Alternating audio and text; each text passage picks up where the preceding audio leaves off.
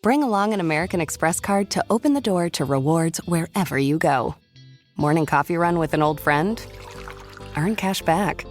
Weekend getaway? Earn miles. Dinner at the hottest restaurant in town? You get the idea. No matter the place or the plan, Amex rewards your inner explorer. See if you pre-qualify for an American Express card with no impact on your credit score. Learn more at americanexpress.com/check-4-offers. Your credit score may be impacted if you accept a card. Terms apply.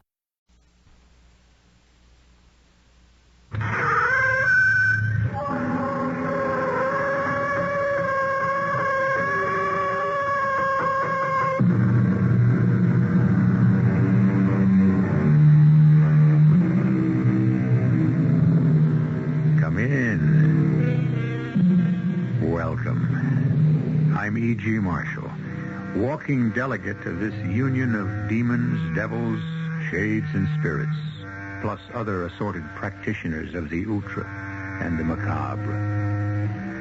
The truest maxim, perhaps, of them all is the one that says, you can't get something for nothing. Not only is it true from the ethical point of view, it is also a demonstrable scientific fact. Well then, with both science and morality on its side, why is this self-evident principle so universally disregarded? Why do so many of us try to make a full-time career of reaping without sowing? Our mystery drama, You Can Change Your Life, was written especially for the Mystery Theater by Sam Dan and stars Ralph Bell. It is sponsored in part by Buick Motor Division and Anheuser-Busch Incorporated, Brewers of Budweiser. I'll be back shortly with Act One.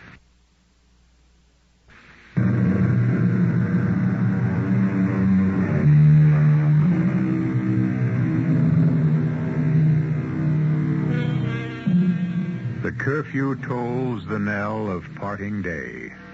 The lowing herd winds slowly o'er the lea. The plowman homeward plods his weary way and leaves the world to darkness and to me. As it happens, the darkness is not only left to the poet. Darkness is available to whoever cares to make use of it. By their very nature, some deeds can only be performed in the darkness, such as the one you're about to witness. Maria Concepcion Valdez gets off the bus.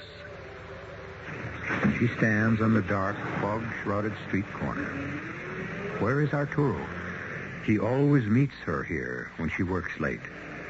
Neither he nor she is happy that she must walk a long, lonely block at this hour. Maria smiles, and her smile is something to see. At 40, she is still slender, trim, and beautiful. Perhaps Arturo has forgotten. But how could he forget? He didn't. Arturo, did you fall asleep? Oh, excuse me. I thought you were my husband, Arturo. Excuse me. Are you Mrs. Maria Concepcion Valdez? Oh, that's Maria Concepcion. Oh, I stand corrected. My name is Eugene Parmenter. Yes? And I wonder, Ms. Valdez, do you remember me? Oh, do I remember you? Mm-hmm. No, I cannot say that I do. This would go back 11 years? 11 years ago? Mm-hmm. Oh, my. For me, that would have been another world. For me, too. Well, Mr. Parmenter, what is it you wish? Well, it's... I find it inconceivable that you wouldn't remember me. Well, sir, perhaps if you were to tell me... You changed the entire course of my life. Oh, me? Yes. But how? You judged me. Oh, no. No, that cannot be. You are making a mistake. You are confusing me, perhaps, with someone else. No. There's no mistake. But I have never been a judge. Indeed, I would never be a judge. Think back. 11 years. A night filled with music, with laughter, in a great hall with brilliant lights. I really... Parmenter. Eugene Parmenter. Do you remember me? Think. Oh, Please, sir, if you will excuse me. You judged me. I must be on my way. Say my name. Eugene Parmenter. Say it. Eugene Parmenter. Now, do you remember? Do you remember judging me? And do you remember condemning me? I never condemned anybody, never. And now it is my turn. Senor, please. My turn. Please. Don't kill me. Not with a knife, no. Madre de Dios.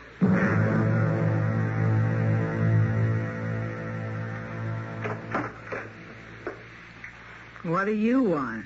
I want Mrs. Gussie Valkovska. And now that you've found me, I'm Police Lieutenant Weiss. and you want to come in and talk to me. Well, since I can't stop you, let's get it over with. Leave me save you a lot of time. You want to talk to me about the murder of Maria Concepcion Valdez last night? It happened just down the street. Now, did you hear anything? I didn't hear nothing because I wasn't home. Well, where were you? What's the matter? Do I need an alibi? I only wanted to ask you. Who killed her? Go ahead. Ask me. I thought you said you weren't here. It's open and shut. What are you talking about? I know who killed her. Her husband. That Arturo. Why do you say that? Why do I say that? Listen. Hear that? These walls are like cardboard. I think they are cardboard. You can hear every word they say next door. I used to sit by the wall all night. A cup of tea, some fruit, some cake, and just listen. To what? To the arguments Maria and Arturo used to have each and every night. What about?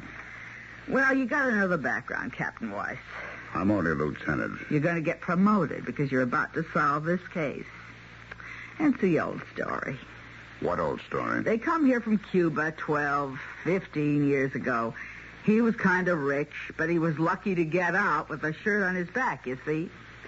Well, I don't know. He couldn't seem to get started up here. Everything went wrong for him. Mrs. Valdesco, all I want to know is why you say he killed her. Like I was saying, the only work he could get was the kind of thing that was considered beneath his station, like it says in the book. Well, meanwhile, she got a job and she started making more money than he did. How did you know? I've read the books, too. So he gets jealous. He says, I won't have you working in that place with all those men at night. What kind of a place was it? A bank or a stockbroker. He said he was dishonored that his wife worked at night in an office with men. And she asked, why did he feel dishonored that his wife had to work, period? And he accused her of being sweet on one of the guys, and she laughed at him. And he said if she didn't quit, he'd kill her. He said he would kill her, those words? Those exact words. When did this argument take place? The argument, in the sense that they was having a difference of opinion, had been going on for years. But it didn't start getting hot till she got this new job. Let's see, last month. And you distinctly heard him say, I'll kill you. Yes, sir. And I even says to her, listen, Maria, this guy sounds like he could do it, too. But she only laughed and said, poor Arturo. And then she sighed and said, I may have outgrown him. Thank you, Mrs. Valdovska. Thank you very much.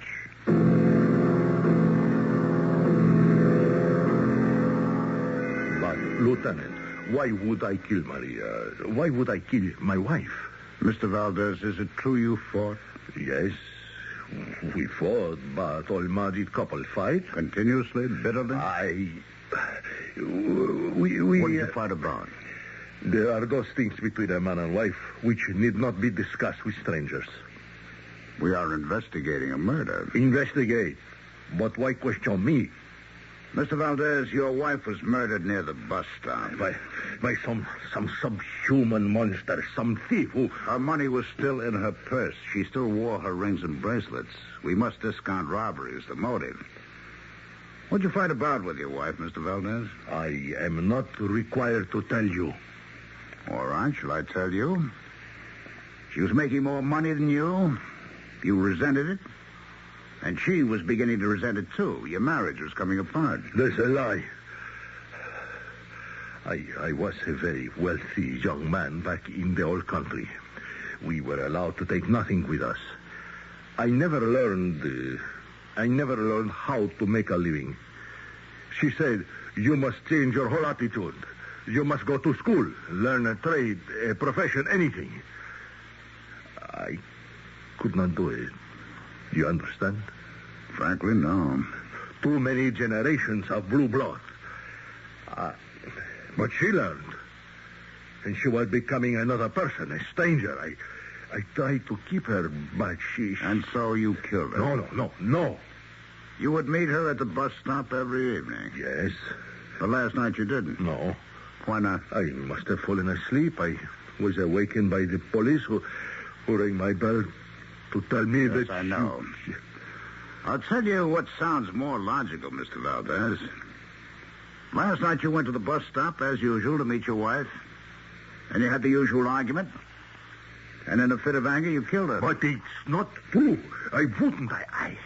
I couldn't kill Maria Concepcion. Where were you? I was home. I told you I had fallen asleep. Had it ever happened before? Had you ever missed meeting her at the bus stop? I was very tired. I just fell asleep. Which means you have no alibi. No. You must believe me. Now, Mr. Valdez, you could have gone to the bus stop last night. But I did. You could have waited for her, had the fight, the usual fight. But I tell you, I reached that terrible point where you lost control and killed her. No. When you realized what you had done, you became horrified. You ran from the spot. But I was You not... raced back to your home, to the security of your room. No. Now, you went to sleep because you wanted to believe that you had been asleep all the time. It's a lie. Well, you asked me, Mr. Valdez. I'm telling you what happens to many people who commit murder. But people like you who are not professional criminals, who will only kill perhaps once in their lives, and only when they're driven beyond all endurance. No, I didn't kill her. I tell you, I didn't kill her. Yes. You probably believe you didn't kill her. Lieutenant, what am I going to do? If I were you, I'd get a lawyer.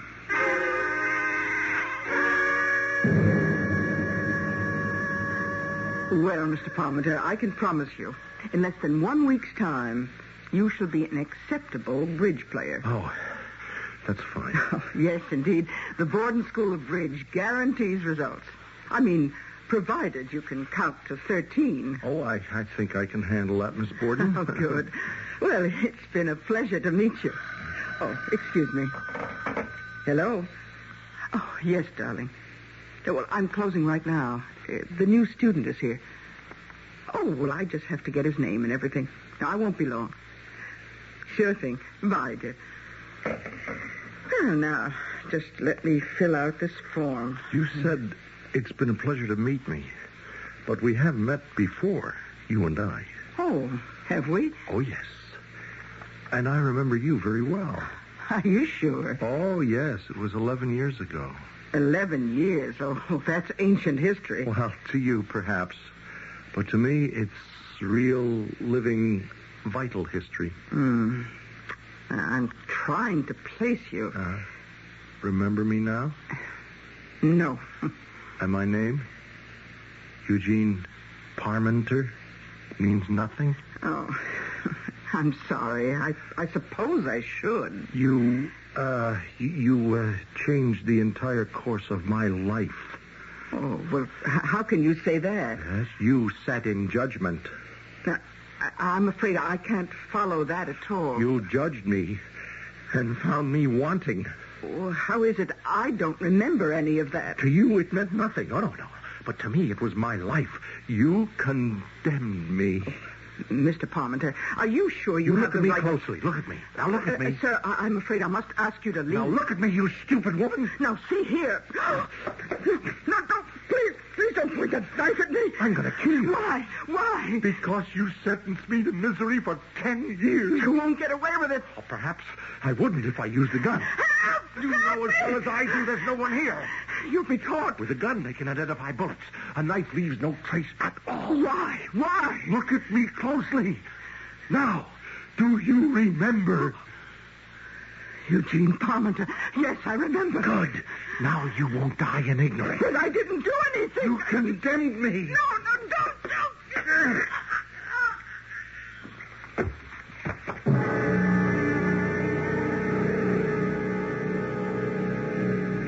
Well, Twice Mr. Eugene Parmenter has committed murder. The first time, the police found someone who could conveniently be blamed, showing that sometimes even murderers can have fringe benefits. Will Mr. Parmenter be lucky this time again? That will depend on Homicide Lieutenant Charles Weiss. As you can see, quite a second act is building up, and I shall be here with it in just a few moments.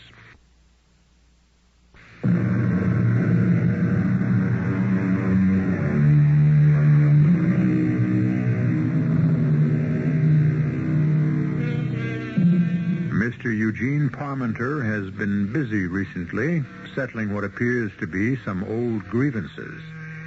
What makes this of interest to the police is the fact that he has been settling them with a knife. Of course, the police don't know about Mr. Parmenter yet. Indeed, why should they?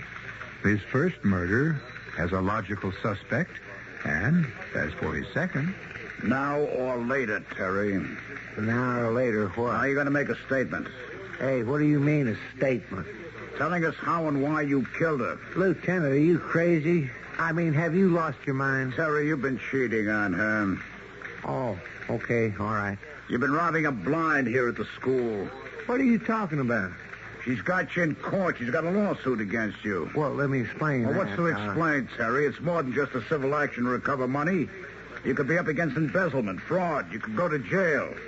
Lieutenant, let me level with you, huh? Okay, she was mad at me. Oh, come on, Terry. Let's stick to the facts. These are the facts, Lieutenant. Sure, I robbed her blind, but I was entitled to all I could get. I gave her what she wanted. Fair exchange.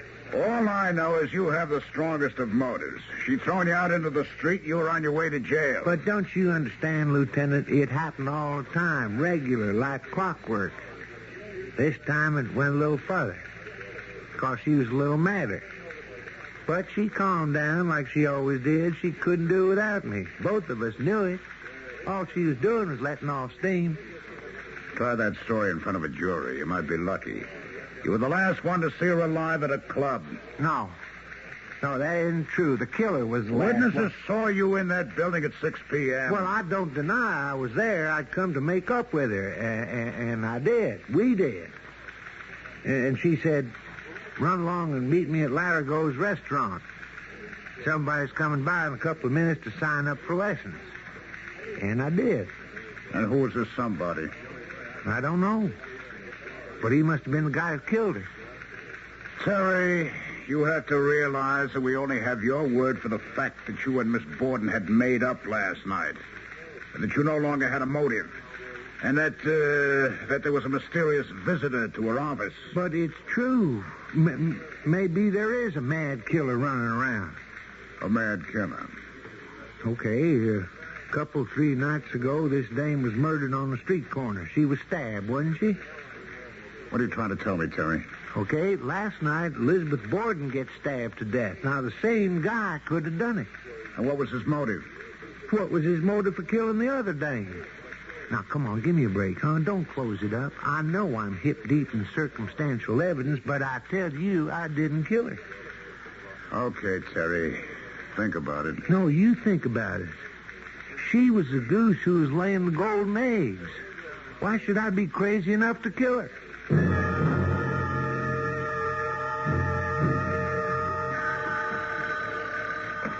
Homicide, Lieutenant Weiss. Yes, Doctor. Right. This Miss Elizabeth Borden was murdered the other night. Is there any way at all we can tell if it was with the same knife that killed the Valdez woman? Mm-hmm. Well, then the wound, is there anything about it that could tell us if it was administered by the same person? Uh-huh. You say the position was exactly the same. I see. Yes, I know it's not conclusive. Well, okay, Doc, thanks.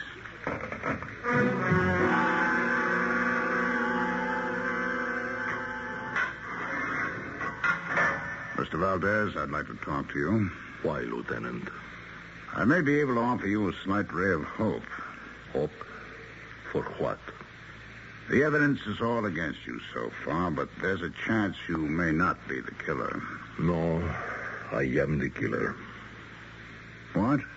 You see, after you had left me the other day, I thought and thought for hours. And of course, you were right. I killed her. Are you sure? Oh, yes. She no longer loved me. That's because when we came here, she began to grow into someone else, and I had refused to grow at all. I struck out at her wildly, blindly, and so I killed her. You confess, then? Then I must have killed her. Who else would have? But you don't actually remember doing it. Oh, no, I must have blotted it forever from my memory. Another woman was stabbed to death last night. Unhappily, there is never a shortage of maniacs. Well, it could have been a random killing, or it may be a pattern, or, tell me, the name Elizabeth Borden, is that familiar? Elizabeth Borden? Did you ever hear your wife mention Elizabeth Borden? Yes. In what connection? Maria said, it was months ago. She said, you'll never guess who I ran into today, Elizabeth Borden. And? And that was all. What else did she say? Nothing. You see, women are, they are a race unto themselves. She said, I ran into Elizabeth Borden as if I knew who she was. Elizabeth Borden and your wife were both stabbed to death. Possibly by the same man. No, Lieutenant. I am sure I killed my wife.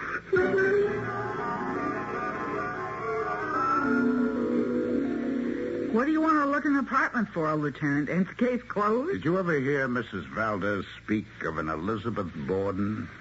Elizabeth Borden. Say, ain't she the one that was murdered? Hey, you figure the same guy... But, I could have sworn old Arturo was the culprit. You never heard her mention Elizabeth Borden? Never. What are you looking for? Anything that might give me a lead. You ain't happy with Arturo, huh? As long as there's a possibility that... You think she was good-looking now? Here's the picture. I can tell by the hairstyle and the dress. It's got to be 10, 11 years ago. Look at her. Wasn't she gorgeous? Who are these other two dames in the picture? Oh, wait a minute. The one in the middle. Why does she look familiar, too? The one in the middle. Yeah. I've seen that face before. Yeah, so have I. Wait a second. In the paper. Just recent. Oh, she's a good 10 years younger, but that's got to be. Elizabeth Borden. The two of them. They're connected. Sure. The one on the left, that's Maria Concepcion. The one in the middle, that's got to be Elizabeth Borden. But the third one, the lady on the right, who's she? Hello? Are you Penelope Simpson? Well, my name is Eugene Parmenter. I hope you remember me. Oh, you don't? Well, look, we're having a get-together of the You Can Change Your Life alumni. Well, I guess alumni is not quite the word. Oh, hey, do you remember any of the other girls? Look, I happen to be at the Rathskellers. It's just a block away from your office. And, well, I know this is short notice, but it's 5 o'clock. Could you meet me here for a drink on your way home, and we can talk about it? Oh, don't worry. No, I remember what you look like. How could I ever forget? Now, Mr. Valdez, I know you told me you never heard of Elizabeth Borden. Now, this is her picture. Does she look familiar? No, Lieutenant. The other woman in the photograph? No, Lieutenant. Mr. Valdez, this is a picture of 3 women. 2 of them have already been murdered. I have to find out who is the third lady. But, Lieutenant, you have convinced me. I must have killed Maria Concepcion. No. Now, evidently there is someone who was out to kill your wife and this Elizabeth Borden woman, and now maybe this other. You don't know how much I wanted to kill her. You see, I am no longer a man. She supported me. Look closely at the picture. Do you know where it was taken? I don't remember. Isn't there anything about her that's familiar? Yeah. I shouted at her. I yelled at her. What do you mean? The dress. What dress? You see the dress in the picture. She bought the dress. It cost too much money. We were poor. Why did she want a dress? Because she's a woman. And women are vain. Okay. Now, this is maybe 10 years ago. You had an argument with your wife about a dress, but she bought it. And she's wearing this dress in this picture. Oh, please. Now, try to remember the argument about the dress, please. Why did she want the dress? Why? Oh, yes. Because she said millions of people would be looking at her. Where? Where? On the television. That's where. It was a program, how you call it, a giveaway program. It was called like, I don't remember. All right, tell me everything you do remember. Yeah. She had written a letter. I did not hold with such foolishness. She had applied to be a judge. What kind of a judge? A judge who would judge the people, the contestants. And she was accepted, and that is why she wanted the dress. Is it possible that these women were also on the program? Is it possible? Here, let me look again. Oh, let me try to remember. She was sitting behind a huge desk with two other women. And she was wearing this dress. Yes, it could be. These might have been the other women. Hold it a minute. Lieutenant Wise. Yes. Oh. What's her name? Penelope Simpson. Same kind of wound, huh?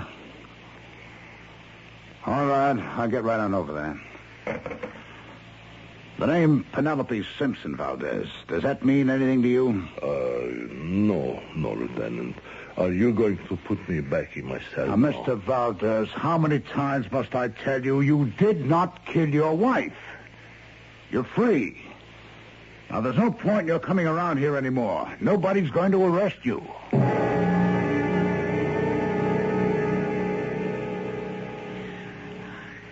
She had called me.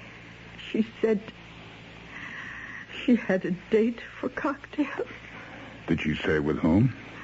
Well, no. But you see, she was in a hurry. Mrs. Simpson, I have a photograph here, and I wonder if you No, I couldn't. Well, I want you to identify, if you can, two other ladies who were posing with your daughter. I'm sorry. I can't help you. But why not, Mrs. Simpson? Because I'm blind. But you... Because I'm in this room, which I know so thoroughly, every square inch. I see. Well, this is a photo. It's very good. Must have been professionally done. It's in color. We have here your daughter and a woman named Maria Concepcion Valdez. Is that name familiar? I don't think so. And the other is Miss Elizabeth Borden. Would you know of her? Oh, Elizabeth Borden. No. Oh, wait. Oh, I should remember Elizabeth Borden. Why? Why should you remember Elizabeth Borden? Had your daughter ever mentioned that name? I think so. In connection with a television show? Oh, a TV show. Oh, no. I think... well, perhaps if you were to tell me the name of the show... Oh, I don't know the name. It was a giveaway kind of thing. What were they giving away? I don't know exactly. Well, What were they doing on the program? This is rather peculiar, you know. You're the police officer, and I'm asking the question. Well, sometimes you find out more that way. I don't know what they were giving away, but it had to do with judging. Judging? Oh, I remember. It was called You Can Change Your Life. Thank you, Mrs. Simpson. Thank you. I'm so sorry we didn't know all this much sooner.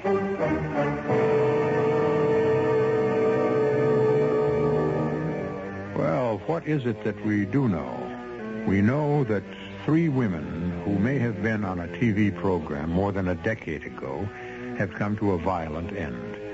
And the perpetrator is a gentleman who considers himself an aggrieved party. The name of the show, You Can Change Your Life. Really? How? How was it supposed to work? Why don't you meditate until I return with enlightenment in just a few moments?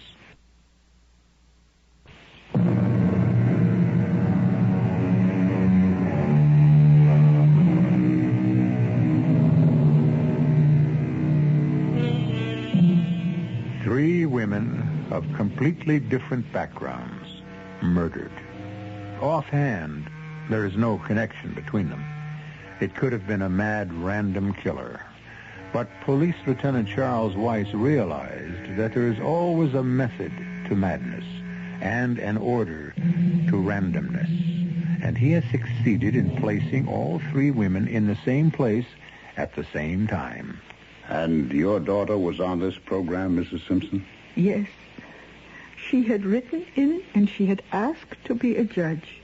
They paid each judge $500. Oh, the floodgates have opened. I remember everything.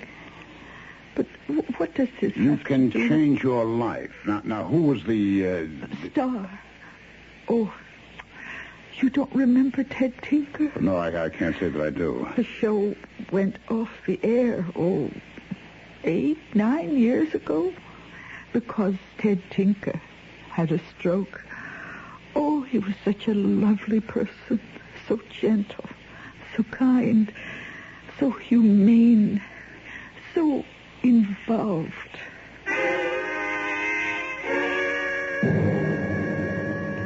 Well, Lieutenant, it was a great show. You know, there's a sucker born every minute. Would you remember these 3 ladies, Mr. Tinker? Oh, look, I was on 15 years, 790 shows. I'd be on today if I didn't have to be in a wheelchair. Is there any way you could identify... It could be a terrific gimmick, you know what I mean? The wheelchair bit?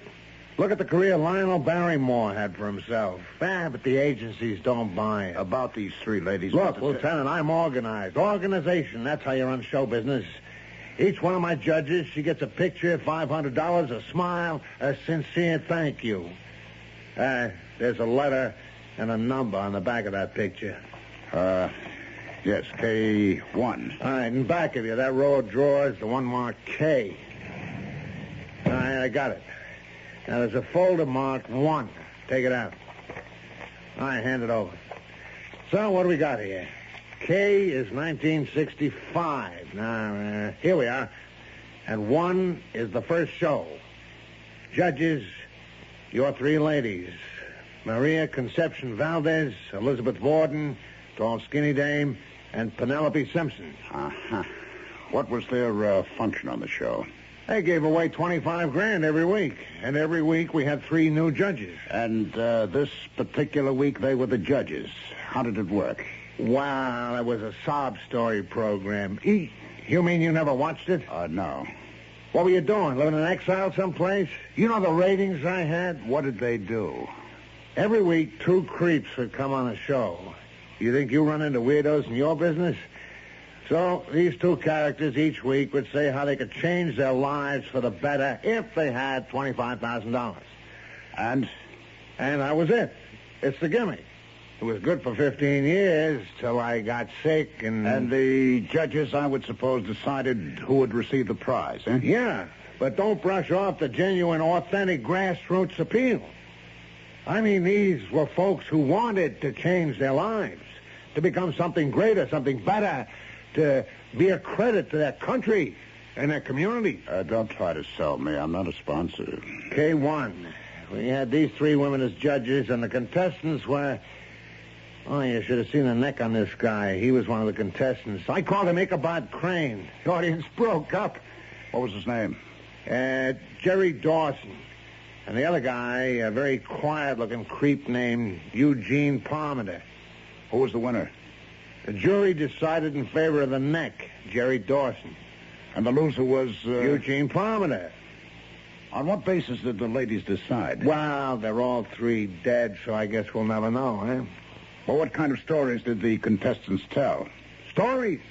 Do I know? Do I remember? Great tragedies, a chance to begin anew. Are you saying I had a sore loser that night and he was mad enough to kill the judges? No, it's only a hypothesis. So why does that crumb wait 10 years? I don't know. Hey, wait a minute. I remember. He went to jail. For what? It was a month after the show.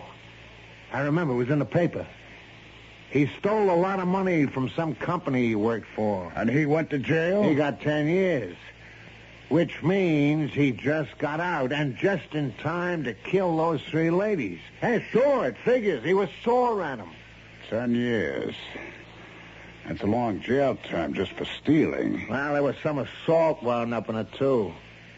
You see, when the cops come after him, he put up a fight. Pretty violent guy. I remember he started a bad scene after the show was over. I had to call the cops. Parmenter. Eugene Parmenter.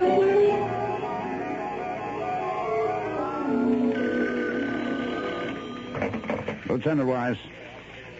Yeah. Okay. Inspector, we got a tape of that show. We got a great description of the guy. We've circulated it all over. Every cop has an eye out for him. All we can do now, Inspector, is wait. Yeah, I'm staying with it. I knew this was the right place when I heard your voice, Lieutenant. Oh, Mrs. Simpson. Here, let me help you to a chair. Thank you. What can I do for you? It's been a month, Lieutenant, hasn't it? Since the murder of my daughter and those 2 other ladies. I'm sorry. We're doing the best we can. Crimes are solved by routine. I don't think you will ever find Eugene Parmenter that way. That's the only way we have. Why were my daughter and the others killed? Because some psychotic held them responsible for his failure. Precisely. And he had to have his revenge. Why shouldn't he drop quietly out of sight?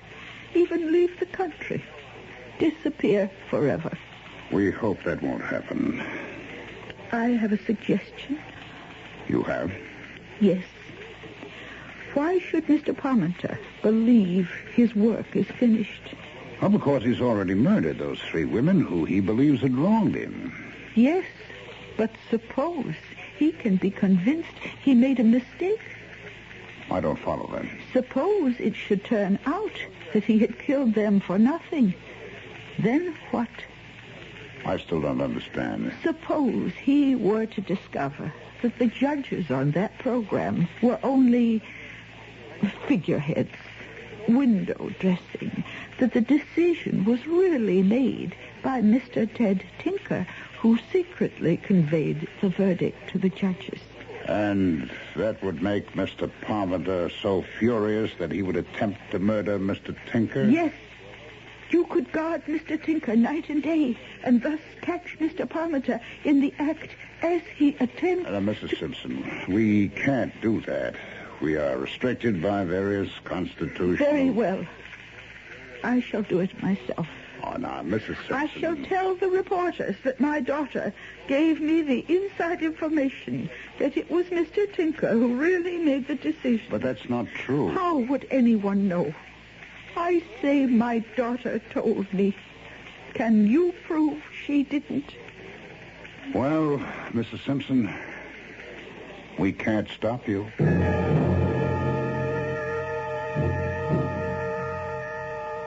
I'm so glad to be on the evening news over your station. Penelope told me everything about that old-time show. They were not really the judges. They were just there to look pretty. Mr. Ted Tinker told them what to do. That's not true. That is not true. Mr. Tinker decided in advance who the winner would be. That is a lie. And the girls, of course, were willing to go along with it. You're lying. I suppose it can be told now. This poor, demented man, he killed them for nothing. What do you mean I killed them for nothing? I killed them because they wouldn't give me a chance to win. I killed them for nothing? Oh, no. No, it was Ted. Ted Tinker. He fooled me. He was the one. He was the one who could have changed my life. He was the one.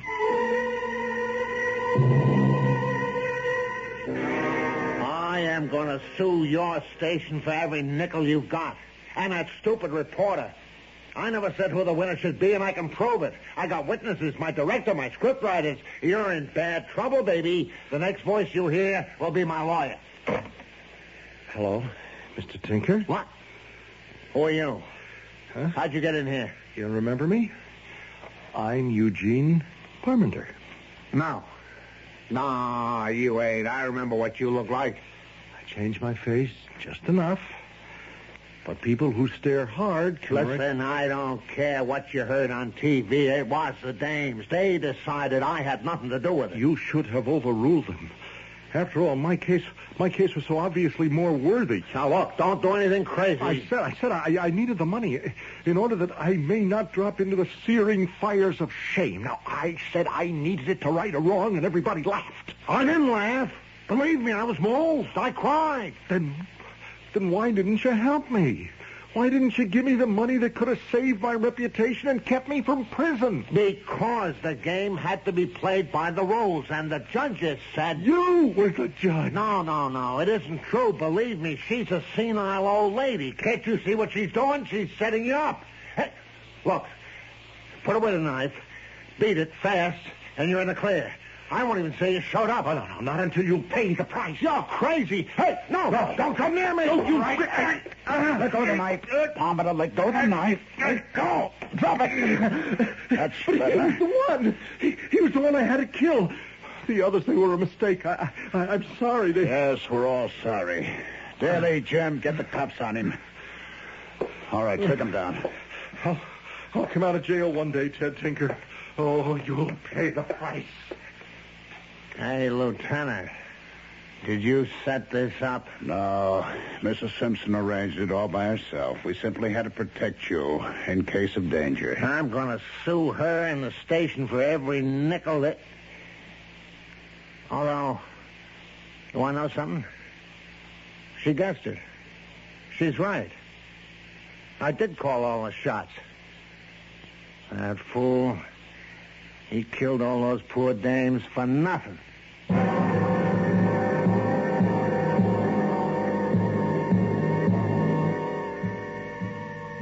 Which is what most murders are done for. Nothing. Considering death is so final, couldn't there be a better way? Well, I have suggestions for many better ways, but first you listen to some messages, and then I shall return. My name is Ebenezer Scrooge. Have you got a candy for me? Our name is Schrafts, and have we got a candy for you? So roll your eyes and pat your tummy. Lick your lips, 'cause yum, yum, yummy. Have we got a candy for you? A chocolate cream and a cherry dream. A jelly slice and a drop with spice. A crispy nut and a coconut. A caramel and a nonpareil. Have we got a candy for you? Whether you like your candy sweet or sour, hard or soft, crispy or creamy, Schrafft's has it all wrapped up for Christmas. From a little bag of Schrafft's Starlights to a gold chest of Schrafft's chocolates. Well, pat my tummy. Have we got a candy for you from Schrafft's?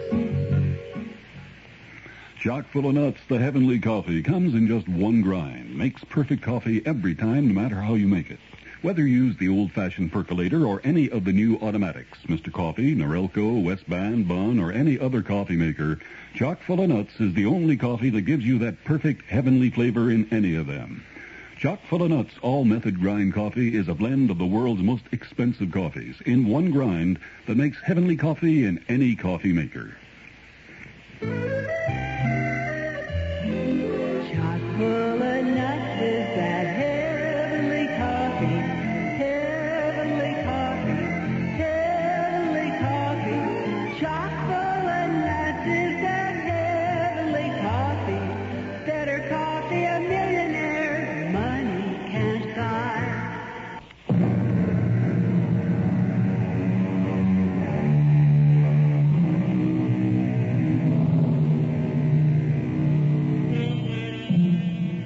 Something for nothing. A change of the entire direction of your life in one grand moment. Manna from heaven. No, it doesn't happen. And yet, how many hopes are based on it? How many people wait breathlessly for the big win, the long shot, the lottery ticket, and thus do their lives flow silently away? The only thing you should wait for regularly is this program, 7 times each week. Our cast included Ralph Bell, Earl Hammond, Bryna Rayburn, Robert Dryden, and Martha Greenhouse. The entire production was under the direction of Hyman Brown. Radio Mystery Theater was sponsored in part by Anheuser-Busch Incorporated, Brewers of Budweiser, and Buick Motor Division. This is E.G. Marshall inviting you to return to our Mystery Theater for another adventure in the macabre. Until next time, pleasant dreams.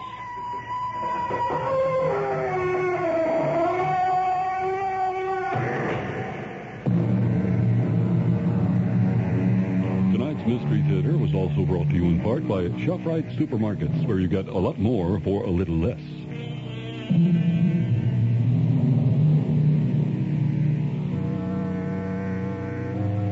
The preceding program was furnished by CBS Radio.